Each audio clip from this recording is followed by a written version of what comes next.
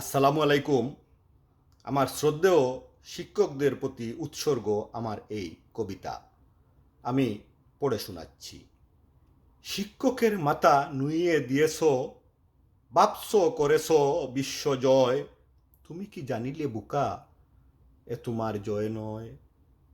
নিজের হাতে গোলা টিপিলে, শিক্ষায় দৌড়ালে বড় ক্ষয়। ওরে আহম্মক আনিলে ডাকিয়া, নিজে নিজের এই অবক্ষয়। গর্বে ধারণ করিলেন মাতা, পিতা তোমার জন্মদাতা। জ্ঞানের আলো যে দেখালো, শিক্ষা গুরু তারেই কয়। শিক্ষক দেখিয়া দাপিয়া চলিলে, কেমন তোমার পরিচয়।